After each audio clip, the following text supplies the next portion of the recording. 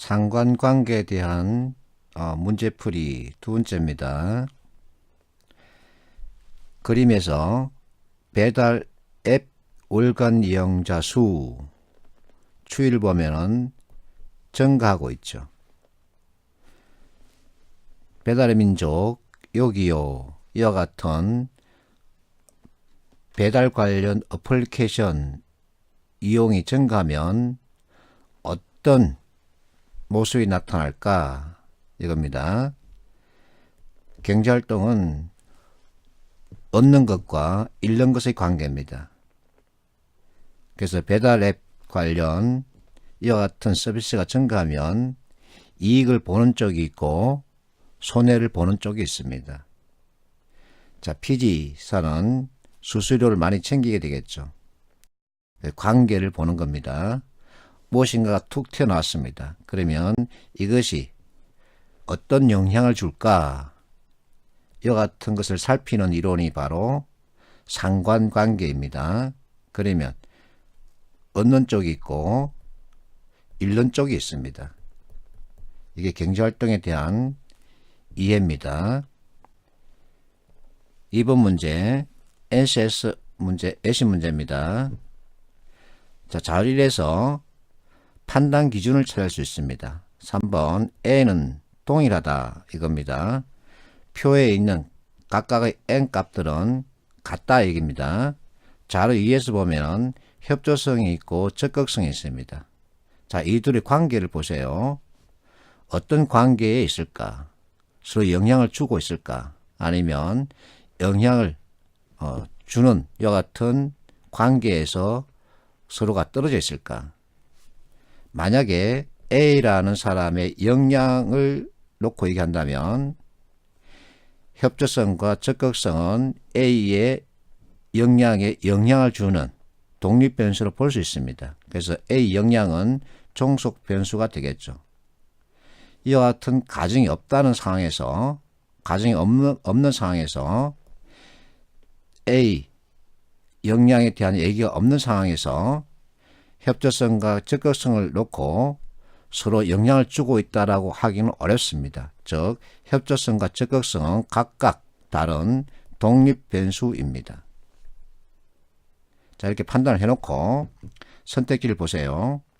진단 결과 적극성 3점, 협조성 4점. 그래서 자, 협조성 4점, 적극성 3점. 겹치는 곳이 15 플러스 n입니다. 자료 1에서 n의 값은 동일하다고 했기 때문에 상수가 크면은 전체 값도 크겠죠. 그래서 가장 많다. 옳은 편입니다. 옳습니다. 그러나 자, 여기서 23명이라는 이 값은 계산을 해야 나옵니다.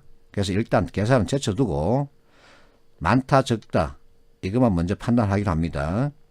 2번 진단에 응한 사람 모두 184명이다. 그러면 이 내용 가지고 전체를 계산해야 되는데 계산형 진술이기 때문에 일단 제쳐둡니다.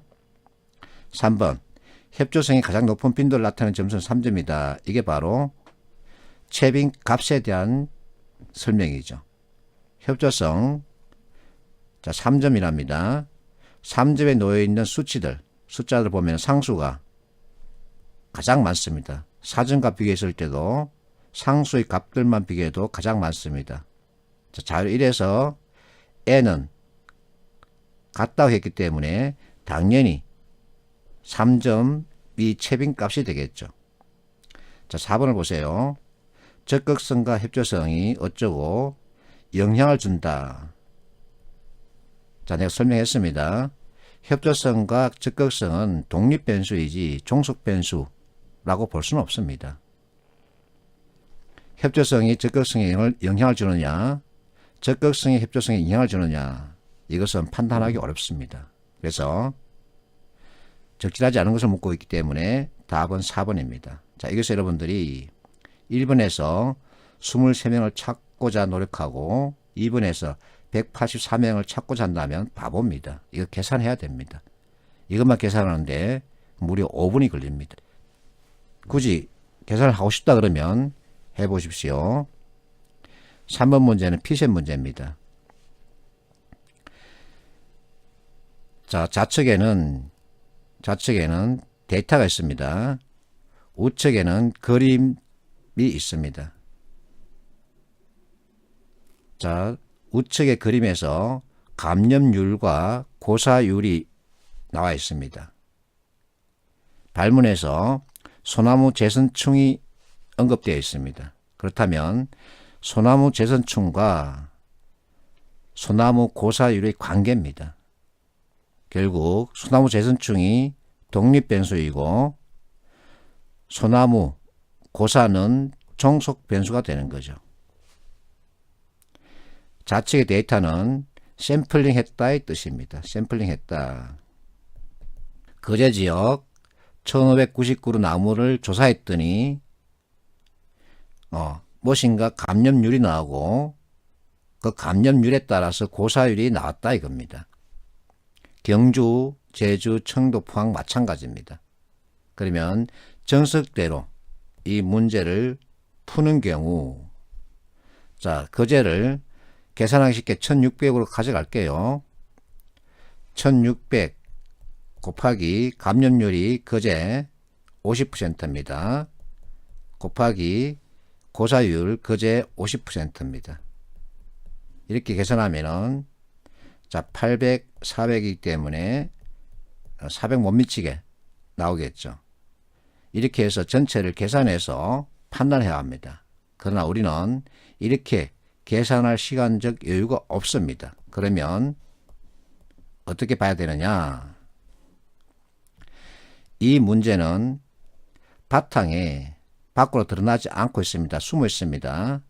회귀분석, 회귀직선이라는 이론이 들어가 있습니다. 그래서 관계를 살핍니다. 독립변수와 종속변수의 관계를 살피는, 관계를 묻는 문제가 있으면 원점에서 우상향 대각선을 쭉 그으세요. 이렇게. 어쨌든 간에 중앙을 관통하는 선이 있어야 판단할 수 있습니다. 만나는 놈이 거제죠. 그 답은 거제가 되는 겁니다. 다시 한 번 더요.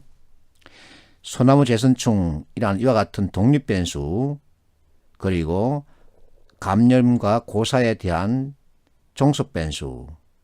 그래서 독립변수와 종속변수의 관계를 묻는 문제를 보면 아무 생각하지 말고 원점에서 우상향 대각선을 그어서 만나는 놈을 찾아서 답을 정하면 됩니다.